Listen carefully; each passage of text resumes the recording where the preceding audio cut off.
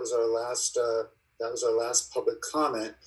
So now we'll head into our closing remarks. So the applicant will have up to another 5 minutes to address any items they would like to address. You don't need to use all 5, but you have it if you'd like it.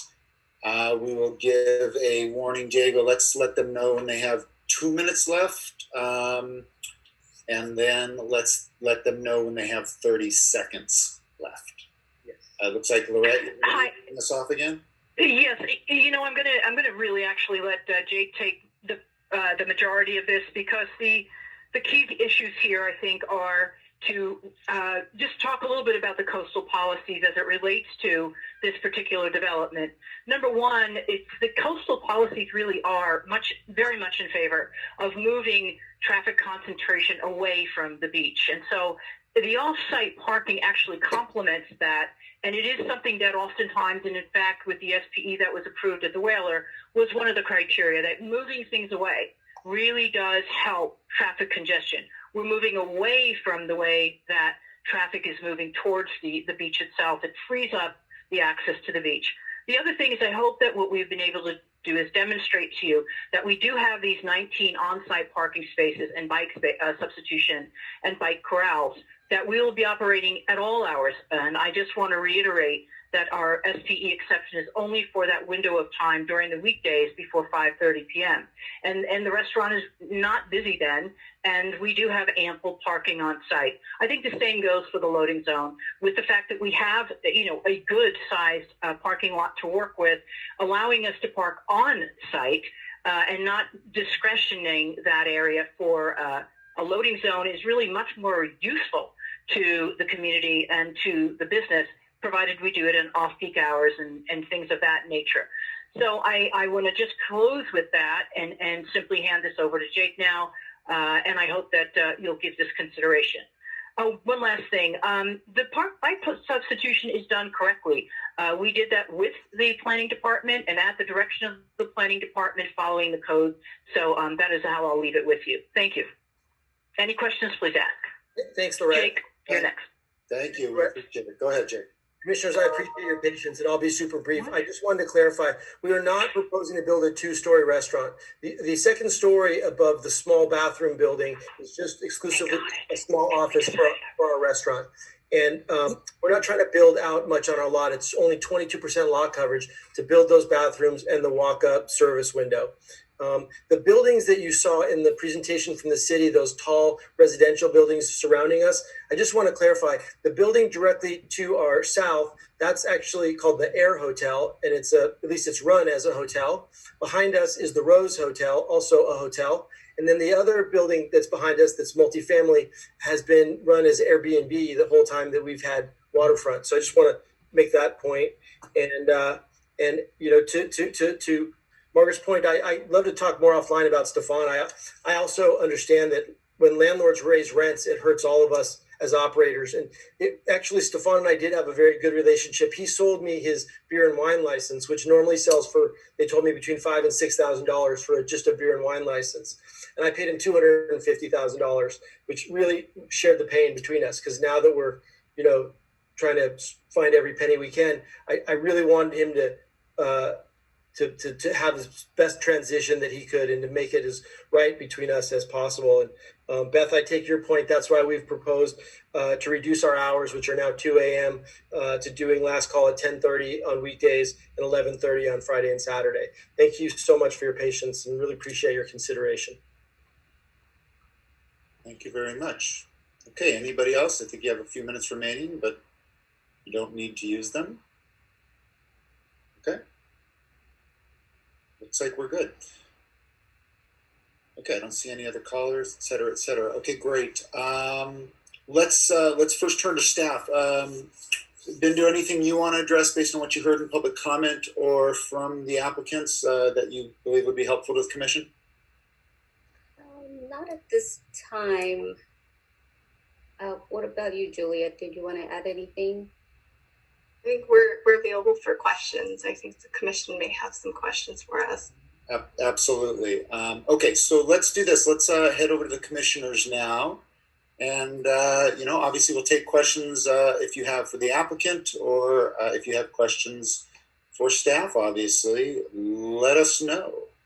Who'd like to start us off? Commissioner Lang, you want to start us off? I know you do not. Commissioner Lang, I was going to say we should let you go. You had your question up first. I mean, so I have a list of questions, but maybe I'll, Go in ahead. learning from others, I can start with you guys, I guess. Very good. Are you sure? Okay, well, sorry, then I apologize. So this is, hi, I'm Commissioner Lang, new to the commission. I'm very happy to be here. So I apologize if these seem like longer questions. I'm just trying to get my head around projects in general. It's all good. So I have It's a all question. good. So I don't know if this is for the applicant or for the city planner, but it says they're looking at CDP approved parking. It looks like the lot that's listed is on Marine Street, which is like half a mile away. It's like a 10-minute walk. So is that one of the, like, what happens if that lot, if we were to approve it and that lot goes away? And like, I don't know, I thought that was one of the lots they're thinking about making affordable housing as well. So I'm just, because that's right next to St. Joseph's Center. So I'm just confused, like, what happens if something was approved and that valet lot goes away? Okay, so that's one of the reasons that we're not including the 10 spaces in our parking calculation, because it doesn't meet code. It's not within 750 feet of the site. It's great that they're providing it, and we don't discourage that, but we cannot include that in the parking calculations because it doesn't meet the code. Very good. Thank you, Bindu. Okay, Commissioner Lang, do you have another question? Yeah, I have a list, sorry. Very And then the question about the loading zones, there's some discussion about that.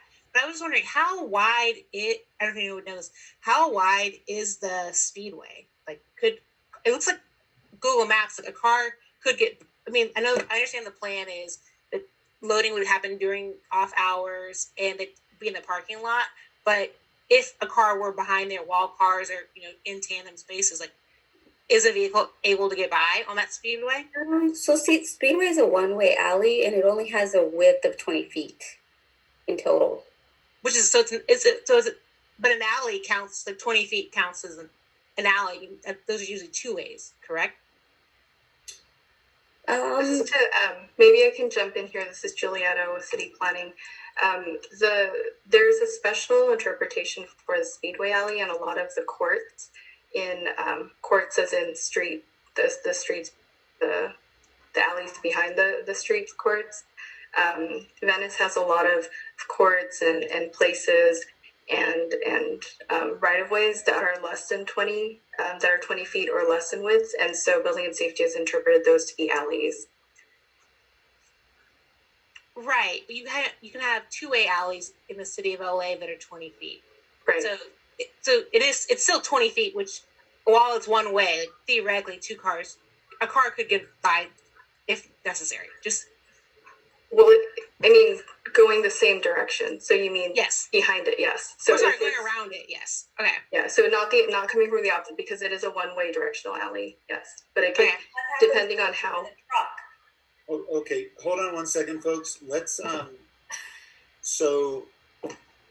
let's have everybody identify themselves before they speak because it's being recorded. I know that I never do, but it's always because I'm the only male on the commission, so it's pretty obvious when I'm speaking. Although I don't know why Commissioner Margaret is shaking her head. It's pretty obvious who it is speaking when I'm speaking. Mrs. President, that's a pretty sexist statement you just made there, and I really hope you will rescind that on the public record and follow our protocol and practices of announcing ourselves. This is Mrs. Margulis making the comment, by the way. So there is nothing sexist about it whatsoever. It's pretty blatantly obvious when I'm speaking as opposed to any other commissioner on this this commission. Having said all that, hold on a second, Commissioner Young. Having said all that, it's normally not that big of an issue anyhow, but when we start talking over each other, it creates a problem. So let's just make sure we're not talking over each other so that we can hear who we are, and it is more effective to identify yourself on the record, okay? All right, so having said that, Commissioner Lang, I think the floor is still yours. So then, I may have missed it in the staff report, so I apologize. But for the applicant, how would you ensure the public? I guess I wasn't clear why there's a description about providing additional restrooms. Is there not restrooms to begin with? And how will you ensure that if this was your parts of your application were granted, that the public would be able to use those restrooms? This is maybe. Yes, maybe hi. This is. Yep. Thank you for that question, Commissioner Lang. The restaurants. I'm sorry. The restrooms in that part of the Venice area are few and far between that are public restrooms. So, you know, the need for it, generally speaking, is quite high in any event. And so, what the decision was to put these 10 restrooms in because and make them free to the public. So it is a free public restroom. The ability to, you know, advertise that or make that known is something that we can do with signage. But, you know, that's kind of the whole spirit of it, is that it's not just for the restaurant. The addition clearly doesn't warrant 10 restrooms. Neither does the entire project. It's not required. This is really something that the owner, the proprietor, realized that, hey, we need more around here. And I'm going to use my time and energy and money to make sure that that is provided, not just for patrons, because you don't need that many for the project that is being proposed or the existing restaurant, but because in general, it's a good thing to do. It's the right thing to do. And that is how it would go forward. Also, Commissioner, this has been the canon with city planning. And just to clarify, the bathrooms are accessible from Oceanfront Walk to the public. They don't have to necessarily go inside the existing restaurant. Okay, thank you. This is Commissioner Lang. I didn't see anything like that would be if it was approved. I may have missed it, but I don't think I saw anything that says that it's a condition that they have to be open to the public. Is that in part of the conditions? Did I miss that? No, This is Lorette Healy speaking. If I may, it is in our application as part of what we are offering to condition. Okay, but it's not necessarily in the staff report. That's something that would be conditioned as a condition of approval. Okay, and then sorry, I'm sorry. Commissioner Lang again. Sorry. Can I interrupt for just what this is Julietta with City Planning. I think it'd be helpful if you could direct your questions to either staff or to the applicant. That way we're not jumping in at different times here. You took the words right out of my mouth, Juliet. And yeah, obviously Commissioner Lang's getting the hang of this. But yeah, if you specifically address it to somebody, it's a lot easier for them to just respond without other people jumping in. So yeah, let's go ahead and do that. Thank you.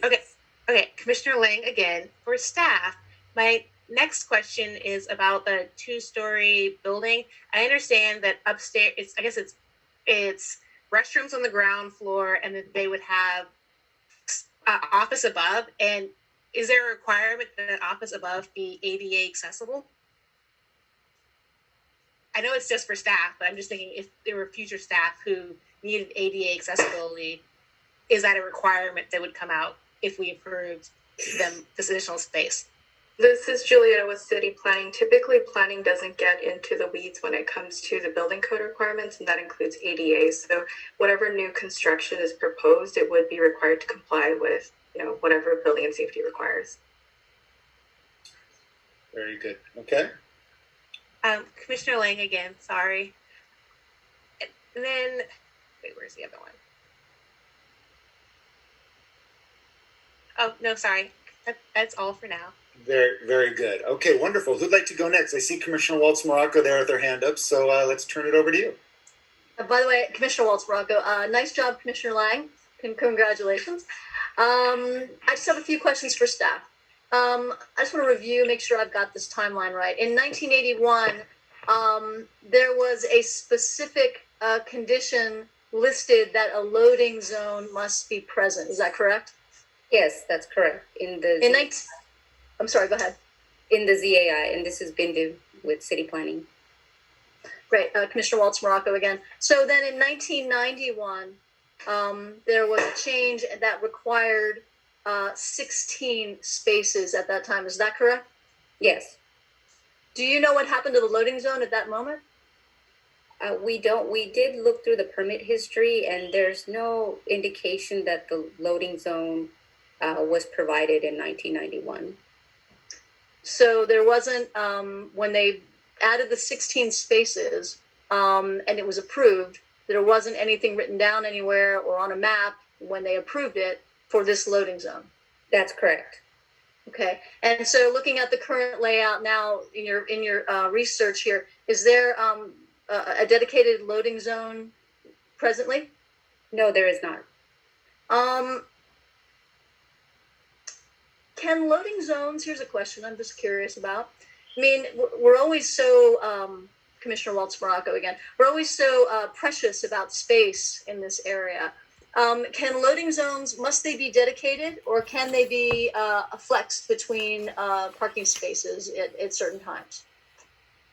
I believe they do need to be dedicated per building and safety. And just because I'm on this role of loading zones, can loading zones ever be off-site, nearby? Like, for example, I know many times loading happens, I've seen it in Venice, where trucks pull into the center lane and jump out or do whatever they have to do. I don't know, is there ever any kind of approval of a loading zone that is nearby but off-site? Not that I know of. For the provision that for the LAMC code section that applies to this project, because it's a commercial project that abuts an alley and a residential zone, the loading zone has to be on site.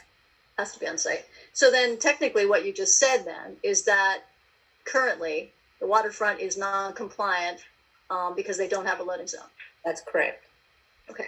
And just quickly, kind of on the heels of that, I'm looking in conditions 53 and 54. Are they new conditions? I don't think I've ever seen something written like that. And they're in regards to this idea of getting new ownership and the idea of the new owner maybe or may not knowing what's in the minutia of approved conditions to operate in the past. Are they new, the 54, that basically say that new owners must be made aware of any potential, any conditions that were approved in the past, and anything going forward, if there are substantial changes made, that the plan approval is required. So I'm just saying that's a new, I've just never seen that condition before. And I welcome it. And I just want to say I welcome it, because there are so many cases in just my time on a neighborhood council where a lot of the new operators just aren't aware of what a prior condition that was placed there. They just always assume something because that's how it's been, and in fact they're not in compliance. Mm-hmm. And then just lastly, I'll go quick because I know my fellow commissioners have other questions. The Type 47 requires food service, correct? Yes. That's Commissioner Waltz Morocco again. Is there a percentage of food service to the alcohol sales? Not that I'm aware of, no. There's not? No. Okay. And so there's no, it does, so does that mean that food, so there's no percentage of sales to the Type 47? So you can have a bag of potato chips hanging up somewhere, and as long as it's available, you're in compliant, or? No, they have to have a commercial kitchen. They have commercial, to have, okay.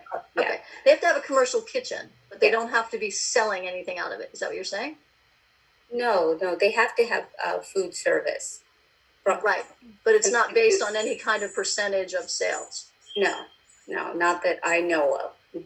Let me clarify that. No, I completely appreciate it. I've just heard many different stories about this, and I always wanted to get the correct answer. I think that's all I have for now. I'll let others jump in. Commissioner Waltz Morocco, I'm sorry, just to jump in here, and we can have staff double check this, or perhaps the city attorney, but I am almost positive, with all due respect to Bindu, that I believe food sales need to be 50% of the revenue on a 47.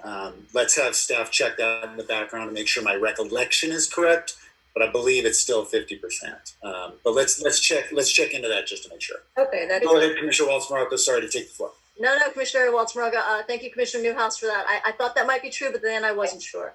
I'm through for right now. I will let the rest of my fellow commissioners. Thank you very much, staff, for your questions. Very good. So I've got Commissioner Yellen with a raised electronic hand, and I have Commissioner Margulies with a raised real hand. So I will let both of you decide who gets priority. I defer to Commissioner Yellen. Please ask. Wonderful. Commissioner Young, the floor is yours. What I don't understand is if they don't have a loading zone, what do they use as their loading zone? And when does loading happen? And how do we make sure that it doesn't interfere with all the traffic along Speedway? Because Speedway, I mean, it is very narrow. If you have a big truck, what happens if another big truck is behind that truck? What do? So I'm very concerned about the loading zone issue.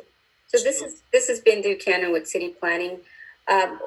What I believe the applicant or the restaurant owner does now is use the parking lot during off-peak hours, but I'm going to go ahead and defer to the applicant team to elaborate on that. Yes, Laura, go ahead and let us know your Yes, thank you very much. Commissioner Yellen and commissioners, that's the purpose of the zone variance request, which is to say that rather than, because we don't have a dedicated or would not have a dedicated loading zone, which would then have to be dedicated all the time, the plan is to have loading of commercial deliveries, they're no more than 15 minutes at a time, occur pre-business hours, which could be, say, 9:30 in the morning or during off-peak non-busy hours just during the week.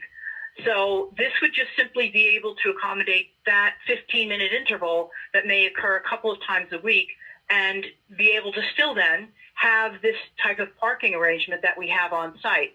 We do have the room for it and can do it. So that is a reason why we've demonstrated why we're asking for the zone variance for that purpose. May I make one other comment, and it is back to the off-site parking. It is a third of a mile away, and actually there is a code section that is discussed, which is called remote off-site parking, and it is a part of a coastal policy. It is encouraged.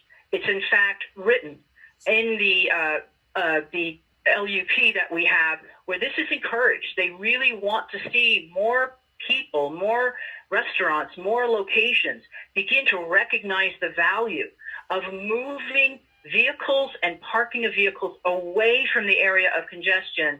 So in fact, the whaler that was approved is 1,500 feet away. It's just almost the same amount. And so I just wanted to make that comment. Thank you very much. Great, thank you. Okay, Commissioner Commissioner Yellen, anything additional before we move to Commissioner Margulies? No, I'm fine. Okay, very good. Commissioner Margulies. Thank you, Commissioner Newhouse. This is Commissioner Margulies, and thank you to my fellow commissioners for narrowing down my list of questions. I actually would like to ask Juliet and Bindu. It occurs to me that both our discretion in this case in looking at the CDP and cases that I've recently listened to at the State Coastal Commission, there's a fair amount of discretion. Commissioner, I Can you hear me? apologize. You're a little low. I'm just hoping you can maybe up your volume a little bit, Sure. make it easier for us to hear you. All right, I'll scream a little bit more. It occurs to me, and we've been told on this commission, that we do have discretion in this commission, and that there are things that conditions we can apply and things we can require from the applicant that are not necessarily spelled out in the coastal plan and other codes that describe what's allowable. So I am curious from the planning staff, how much discretion do we have? Do you feel that we have the discretion to apply a condition like temporary use of the loading zone in the parking on this site during off-peak hours?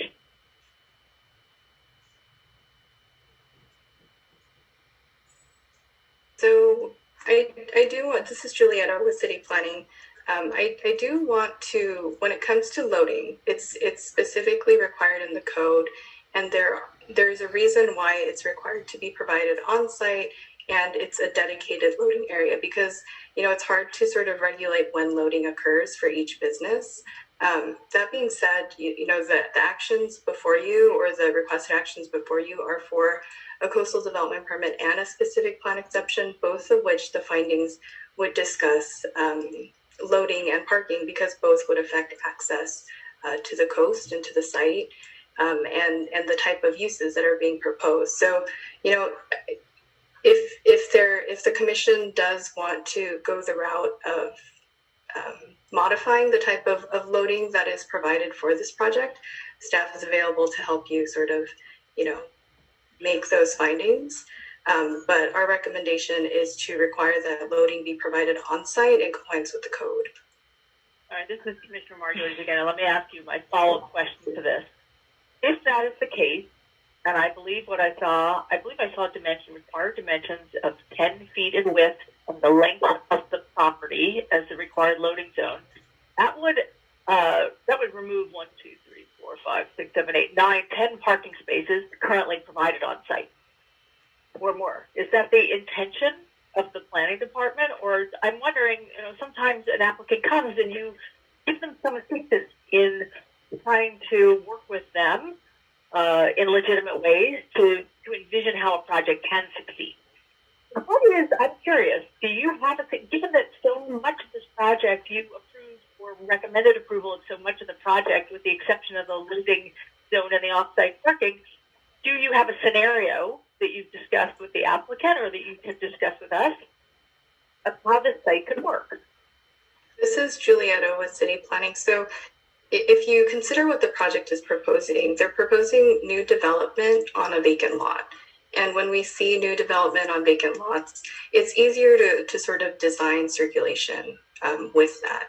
When it comes to the loading zone, you know, the applicant is proposing a lot of outdoor recreation and dining area to the front portion of the lot. And the new structure is proposed at the rear portion of the lot. So, you know, there could be flexibility there. At the end of the day, though, you know, we advise the applicant as to what the requirements are, and we try to, you know, shape what the project could be. But, you know, it's the applicant proposing the project. We don't necessarily redesign the project for the applicant. This Commissioner, I understand that, but let me ask you one last thing, not to beat this up too much, but if the applicant was to move their parking, if they were to move all of their improvements, including parking and the new restrooms and everything else they're showing 10 feet towards the beach and create a 10-foot wide loading zone, would this project be acceptable? With the exception of the off-site parking. Right. So we're talking about the lot 213 Oceanfront Walk, right? No. That parking area. Well, Where would the loading zone need to be? Is it only one of the properties, or is it all the properties? I'm actually having a little hard time understanding what your definition of that loading zone needs to look like on the plan. So this is Julietta with City Planning. So the project itself is the entire, all of the lots from 205 to 213 Oceanfront Walk. The loading zone was first required for the original waterfront restaurant, which is the existing developed lots. What the applicant is proposing is an expansion into that additional vacant lot. And so the loading zone on site for this project is anywhere on those lots. So, you know, they could choose to restripe the parking if they wanted to, or they could provide the loading zone on the vacant lot.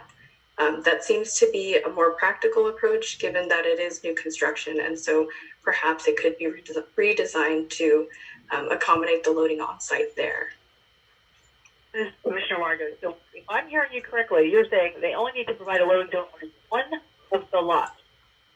Right. This is one restaurant. So wherever they choose, it's one site. Okay.